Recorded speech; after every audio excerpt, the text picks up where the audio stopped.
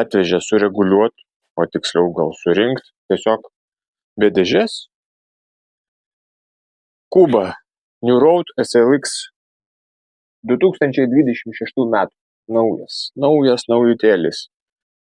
Tik pasižiūrėjau komplektaciją, ten šiandien galvoju, nu čia bus. O tai ką, nėra prie ko prikibti? Taipgi nebūna.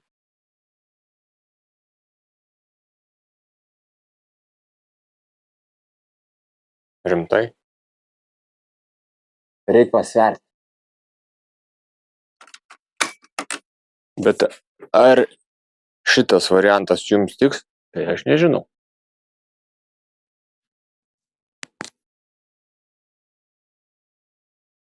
Vat pirmas žvilgsnis, tik pasikabinau, labai gražus dviratis, labai gražiai čia viskas dera, malonūs komponentai, Newman ratai, kubas, galvoju, faina, pradėjau tyrinėti aš jį, tvirtinimo taškų pilna, apačioj plėvelė užklijuota, nudažytas nuostabiai, vat ant šviesos taip kaip chameleonas. Čia atrodo šviesiau, čia tamsiau, prieini, kitaip pasikeičia, perlas toks. Vairo kolonėlė. Va, kaip reik daryti, gamintojai, mokykitės. Šarvai hidrolinijos ne iš vairo kolonėlės guolių išlenda, o pro vidų per specialius žiedelius ir čia po vairo iškiša. Štai čia apačioj. Principas koks? Tokie naudojami žiedai, išsiskiria, prasivedi visą tą trosavimą, ar guoliai jo nelabai patogu, bet ar labai dažnai viršutinį guolį keičiam, nebent patys sugadinam. Druska, prakaitas, plaunam, bet viršutinis guolis, apatinis dažniau pareina, viršutinis tai nelabai. Apatinį pakeisti tai čia jokių problemų. Ir žiedai susijungia ant vairo, tiksliau šakės vamzdžio ir hidrolinijos su šarvais visi čia va sulenda.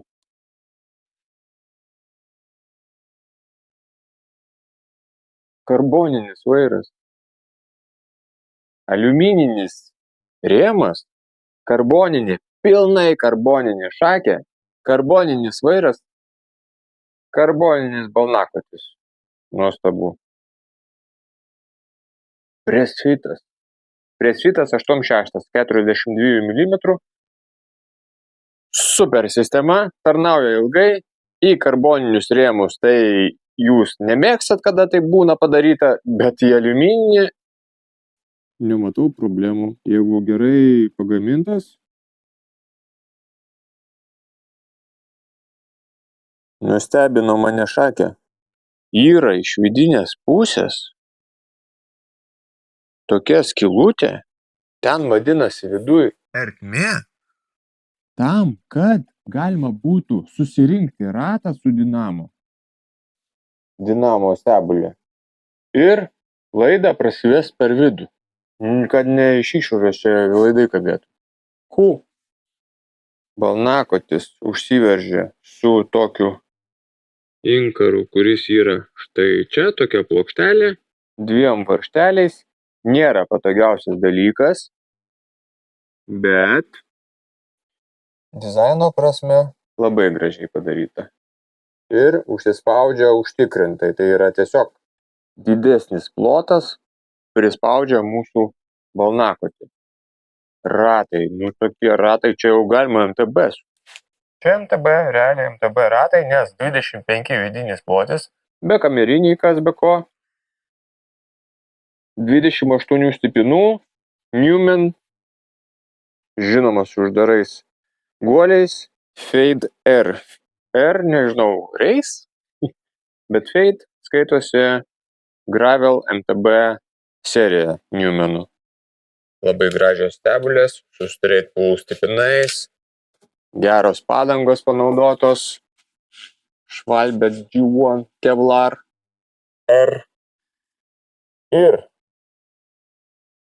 pradėjęs aš jį čia reguliuoti, varžyti, galvoju, reikia specifikaciją atsidaryti.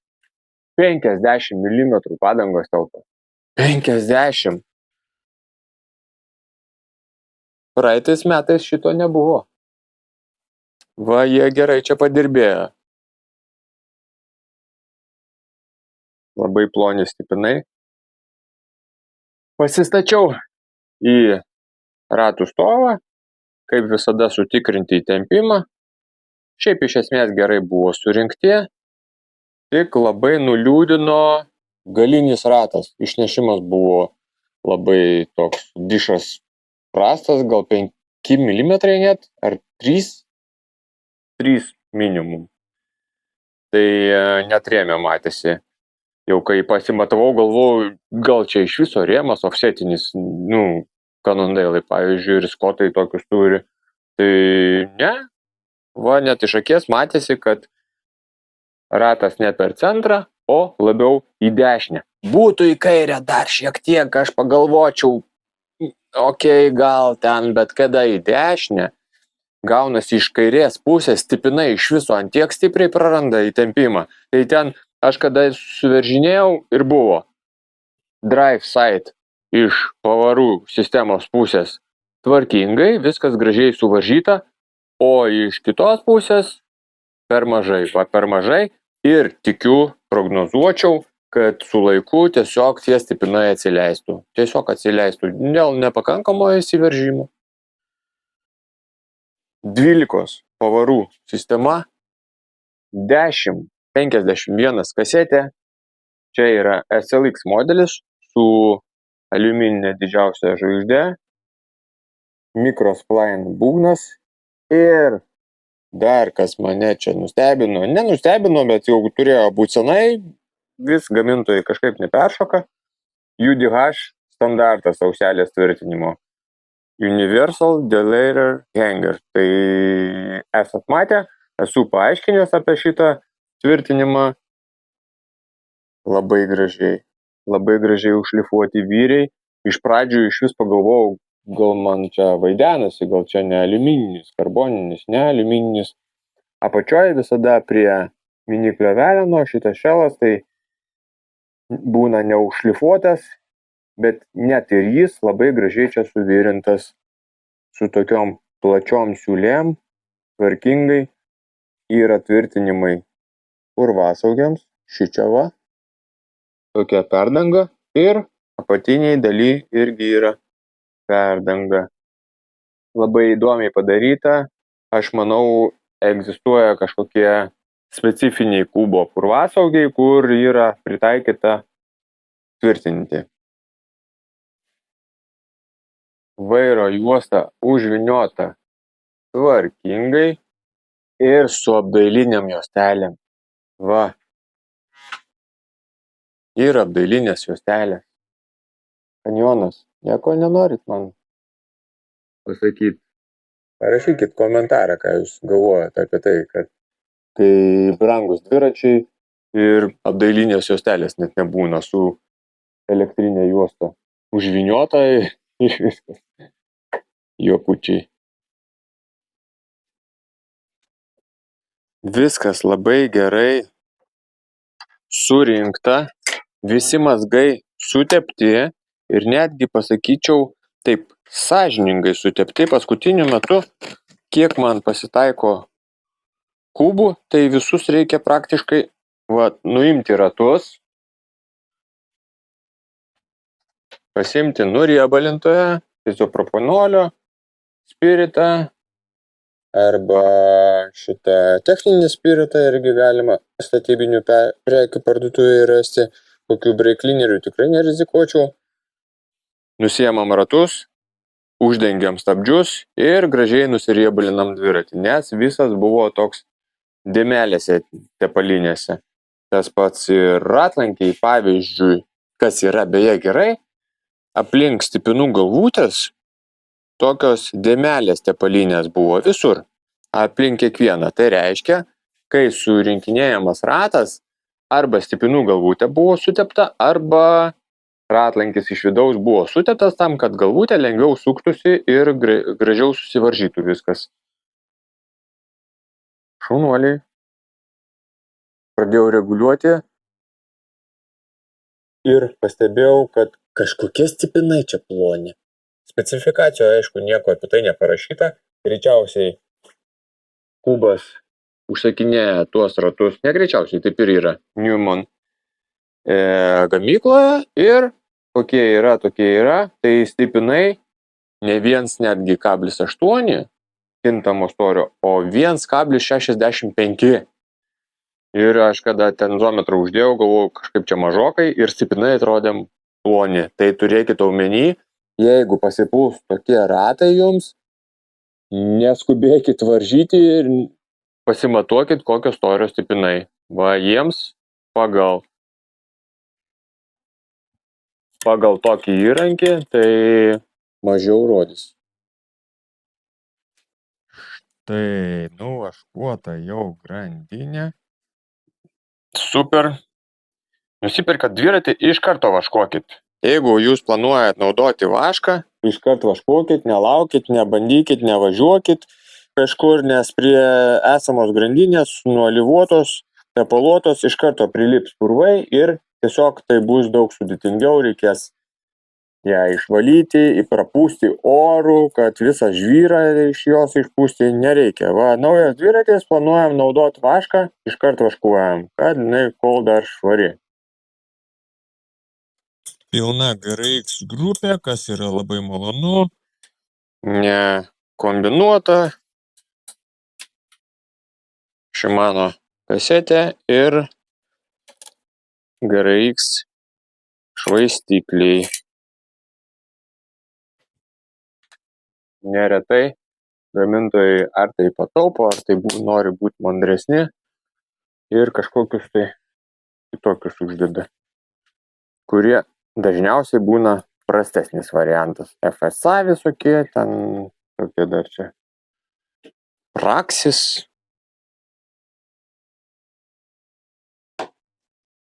Taip, stabdžių dar nereguliavau, bet jau matau, kad galas puikiai, net išcentruotas, viskas vat idealiai.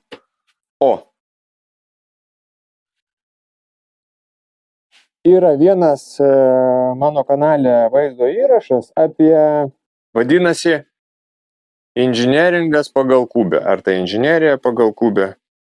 Ir ten paaiškinu, kaip yra padarytas galinio stabdžio tvirtinimas. Tai čia tos idėjos atsisakyta, tiksliau tik vienas tvirtinimas iš 2 turi kiaurymę, o kitas ne. Tai vis dėlto padarė tą sistemą standesnę. Seka Kubo gamintojas mano kanalą, va, ir daro išvadas. Puikiai, galas puikiai, priekis negali būti.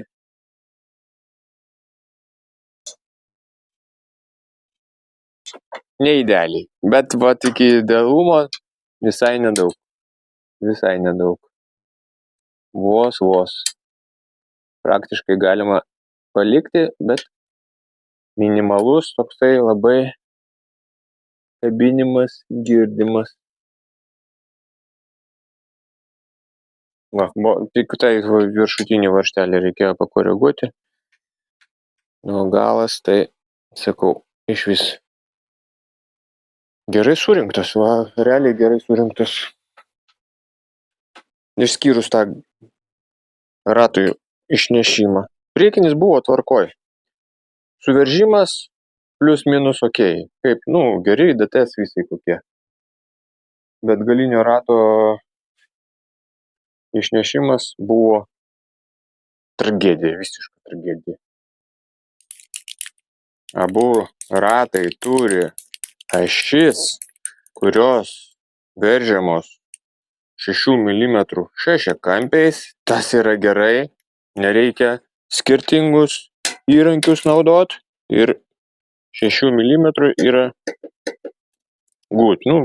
Kuo didesnis šešiakampis, tuo mažiau šansų, kad jūs pažeisit tos ašelės galvutė. Ir dar kas čia ypatingo, ašelės yra konusinės, tai jos išsicentruojančios ir net jeigu rėmė skylė yra vos didesnė tam, kad ašelė lengvai įslystų, jinai, kai jau užveržinėt, išsicentruoja ir visada ratas būna vienoj padėty. Ne kaip kai kurie parbėja, pavyzdžiui. 12 GRX, jau, manau, tokių padaugės stipriai ateinančiais metais. 12 ir Q sistemos bus populiaru. Prieinamos kainos, nebrangu eksploatuoti. Kasetės nebrangios, grandinės nebrangios. Na, ar gerai? Perjungęs išstatytas, ribotuvai. Puikiai. Troso priveržimas. Puikiai. Taip. Trosai originalūs, šimaniniai. Ir čia reikia pasišviest, nes iš šitos pusės nelabai matosi. Wow, netgi gerai. B-tensionas išstatytas. 12 pavarų sistemos, ne tik Šimanos, Ramas tas pats ir 13 pavarų sistemos. Ten yra kritinis dalykas, kojelės aukštis, atstumas nuo kasetės. Ir Šimano, kaip yra padarę, jie ant kojelės nubrėžia liniją, ant kurios parašyta 51T. Ant kai kurių GRX sistemų, kur yra 11-ukai, ne, 11-ukai neturėjo, MTB perjungėjai turėjo tokį dalyką, dvi juostos 51 ir kita juosta 46, ten, man atrodo, žemiau. Tai skirtingom kasetėms skirtingas atstumas, tam, kad korektiškai veiktų, kad ratukas neužkabintų dantračio ir atvirkščiai, kad ratukas nebūtų per toli nuo kasetės. Kuo toliau, tuo didesnis atstumas ir atstumas, kada didėja, mūsų grandinė perjungia ir nebebūna to tikslumo. Vėlavimas šioks toks, o kada per arti, tai rizika užkliūti kasetę. Netgi grandinės apsaugą uždėjo. Super, iš viso super. Ir nepriklijuojama, o tvirtinasi pavarų šarvo principų, jisai prasikiša per ją ir tada apačioj, kaip čia gaunasi, ai va, slankioja, tai rėmas net neturi auselių, kad tvirtinti tą šarvą, matot? Šarvas eina apačioj ir susegama su zipais. Ką, neblogas sprendimas, jeigu norėsit, pavyzdžiui, tikiu, kad šito dviračio komplektacija yra ir su SRAM pavarų sistema, tai AXS, pavyzdžiui, naudojant šitą demontuojat ir rėmas būna gražus, lygus, be jokių auselių. Va. Čia 3 taškai, čia 3 taškai, čia 2 taškai. Čia netgi yra 2 taškai ir mačiau, čia yra. Jo, apačioj yra 2 taškai ir pravedimas pilnas, be jokių nutraukimų, vientisas šarvas ir rėmo čia šitoj vietoje apačioj yra tiesiog skylė, tu šarvą įmetei ir ten iškrito jo apačioj. Va, toks vidinis trosavimas yra super. Pilnavertis šakės inkaras, labai gerai. Pilnavertis tai reiškia, kuris normaliai įsistato į pačią šakę ir ją ten kaip ekspanderis toks inkaras. Tuo parodysiu. Va, toks daiktas. Ne. Koks ten kanjono, pavyzdžiui, kur čia yra, va. Tai šitas labai blogai laikosi ir nuolat vairo iškiša, bando čiuožti į viršų per tą vamzdį ir atsileidinėja vairo kolonėlė. Čia neatsileidinės. Vairo juosta panaudota Acid, čia kubo brandas, kažkokia universali, tai ant mano pigaus kubo, kuris Cub Attain plentinis dviratukas pats pigiausias, tai lygiai tokia pati juosta.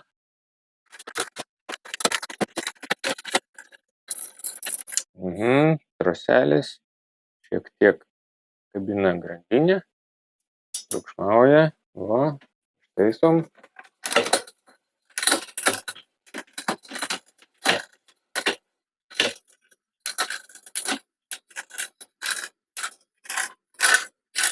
Kadangi čia tokia didelė kasetė, 1051. 51 reiškia pats didžiausias dantratis, turi 51 dantuką, o priekis yra 40. Jeigu man nepasirodė, taip, 40 dantų.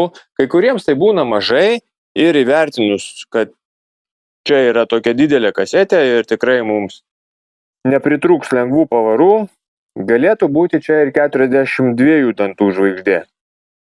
Tiesiog turėtumėm daugiau greičio, bet kadangi nežiūrėjau kitų variantų šito modelio, tai yra dydžių, čia yra S dydis, ne? Ar man kažkas čia vaidenasi S parašyta? Tai jeigu čia S dydis, tai gal ir yra logikos 40 dantratį turėti, nors nežinau, kaip nuo dydžio priklauso važiavimo greitis. Nuo žmogaus dydžio. O nepriklauso, ne?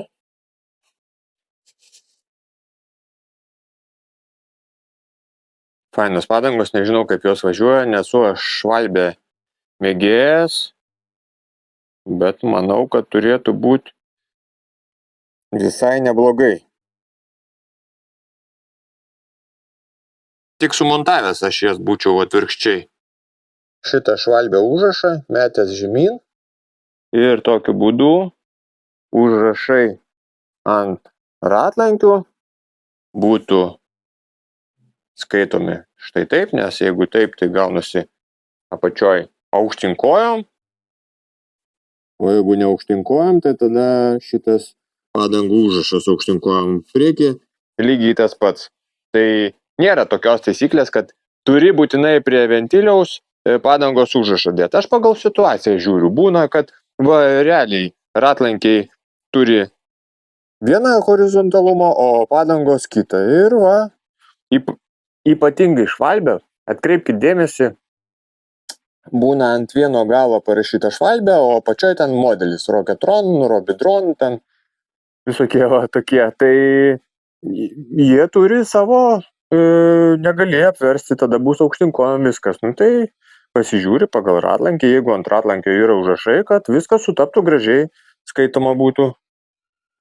Tai nebūtina visiškai, bet estetiškai, pavyzdžiui, kada darot nuotraukas dviračio, atrodo tiesiog gražiau. Visas toks gražus, dailus, nėra prie ko prikibti. O stipinų galvutės tai sidabrinės. Pigiau, jo, šiek tiek pigiau, bet aš manau, kad juodos nebūtų jau labai išbranginusios šitų ratų, o vaizdą tikrai pakeistų. Juodi stipinai, juodos stebulės, juodi ratlankiai, juoda pavarų sistema, juodas dantratis čia prie tos sidabrinės spalvos labai gražiai tinka ir juodos stipinų galvutės čia įsipaišytų į bendrą vaizdą daug geriau negu dabar šitos sidabrinės blizgančios. Jos yra žalvarinės, jeigu būtų aliumininės dar, gal ir tiktų prie bendro vaizdo, bet tokios blizgančios, tai man tai kažkaip tai labai nekaip. Tvirtinimai čia normalūs, su M5 varžtais. Visur vienodi dydžiai. M5, čia M5 ir tas pats šičia ir čia gali kurvasaugius, dar kažką tai tvirtinti. Mačiau aprašyme gamintojo parašyta, ką galima tvirtinti prie šitų taškų. Ir čia gražiai viskas padaryta. Super, labai rekomenduočiau tokį dviratį. Igori, kokį dviratį parekomenduotum? Šitą. Nežinau tik, kiek kainuoja. Pažiūrėt? Einu. Bent jau Biko LT rašo. Out of stock, jokio dydžio nėra. Nežinau, iš kur šitas nupirktas. Bet kaina 1899, 1900. Čia daug ar mažai? Parašykit komentarą. Čia daug ar mažai? Geri ratai, gražus dviratis. Gera sistema, gera geometrija, press fit. Karboninis vairas, karboninė pobalnė, šakė pilnai karboninė, jokia ne hibridinė. Viskas padaryta taip, kaip turi būti.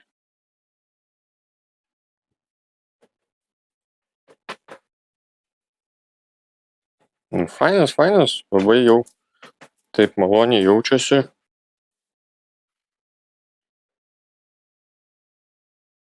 Standus, viską pasverkiam.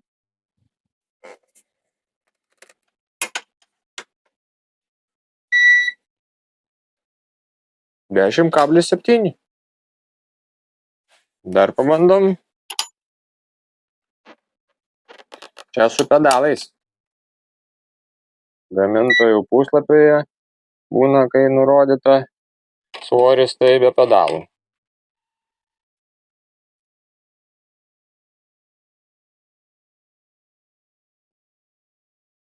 Kažkur čia remiasi.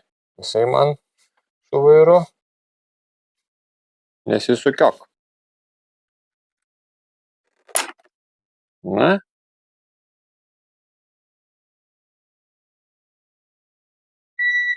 Nu, 10,75. Neblogas svoris. Kaip aliumininiam dviračiui, tai čia all good. Aš skaityčiau. Tokia pavarų sistema 10,51, pati kasetė. Šiaip daug sveria. Ratai platus, daug svers. Gerai jie padarė, kad panaudojo plonus 1,65 kintamo storio galvutės, tai 2 mm, o per vidurį stipinas 1,65. Tai išlengvino bendrai ratą ir 28 stipinai. Dar kai kurie būna, aš mačiau, 30 naudoja ant gravelio, kam ant MTB jau rečiau.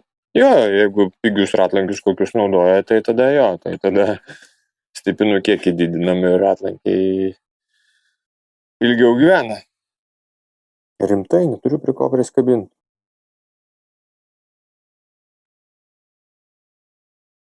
Galinis ratas, išnešimas buvo blogai ir nepatinka man sidabrinės stipinų galvutės.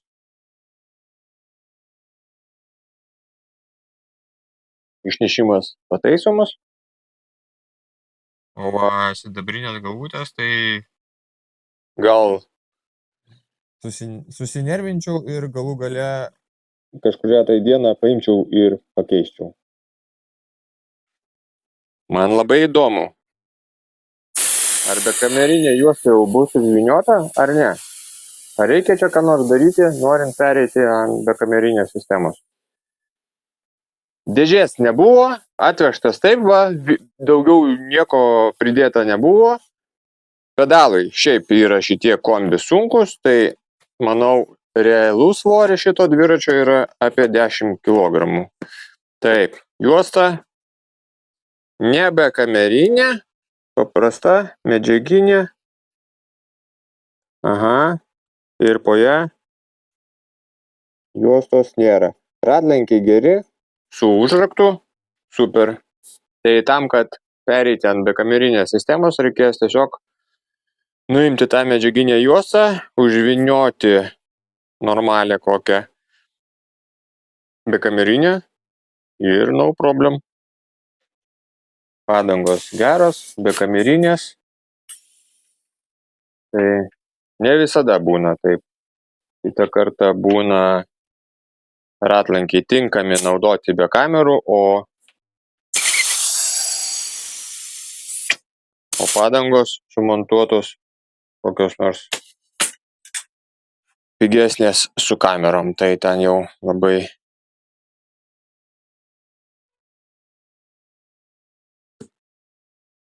variantų nėra, tiesiog reikės keisti. Geruoju tai reikėtų ir šitas logotipus geruoju reiktų ištaisyti, bet jau gal tiek neišsidirbinėsiu. Kai keis kamerą arba norės bekamerinę sistemą pasidaryti, tai ir pasikeis poziciją. Super. Kartais, kai jum sudėtingai montuojasi padangą, nenori užsimaukštinti, užsėsti pilnai ant ratlankio, tai aš supurškiu silikoninių tepaliukų purškiamų ir viskas gerai suvažiuoja. Kameros panaudotos kažkokios pigesnės, nekeičiamais šitais ventiliukais, tai pavyzdžiui, Click Valve čia panaudoti nepavyks. Švalbė, Newmanai, vokiečiai, Click Valve irgi tipo vokiečiai švalbė, bet va šituo atveju ir neužsidėsi. Nepasikeisi.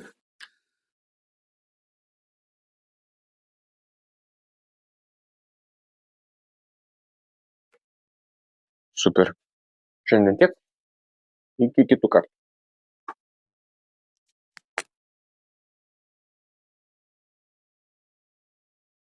Jo, kad čia balnakotis karboninis ir vairas, tai mandrai. Originalų Shimano trosai laminuoti. Duodu jiems 2 metus.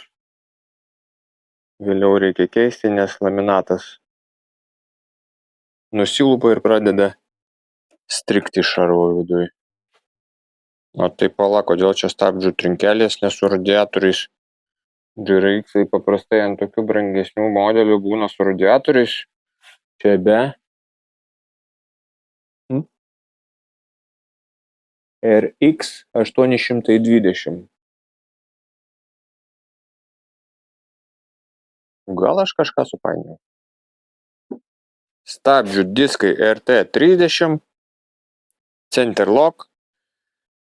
Ne pigiausias variantas, bet ir ne kažkoks tai brangus. Stabdys puikiai, funkcionuos puikiai, metalas kietas, nesiraito, bet jau kai reikės keisti, tai ką nors tokio aštresnio pasakyčiau. Dar man patinka vairo iškišos dizainas toksai pusiau kvadratinis, apačioje šiek tiek užaplaninta, viršus plokščias. Iš viršaus, kada mini dviratį, tai labai top gražiai susilieja su rėmu, neišsiskiria. Patinka man.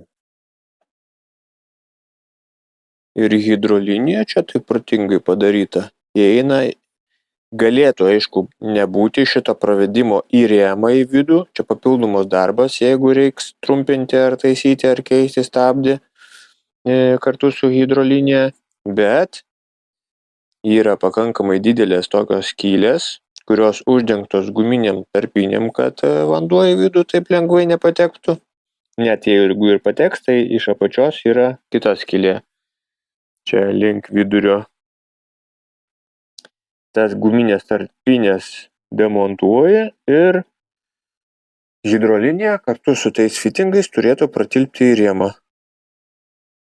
Ne vieną kartą esu matęs, kad padaryta tokia sistema, prakišimas į rėmą, o skylės siauros, fitingai nepratelpa, tai kažką tai remontuojant, nori ištraukti hidroliniją, o jos neištrauksi, nes fitingai užpresuoti ir viskas. O norint nuimti, tada tiesiog tenka kirpti. Kirpimo metu sutrumpėja hidrolinija. Gerai.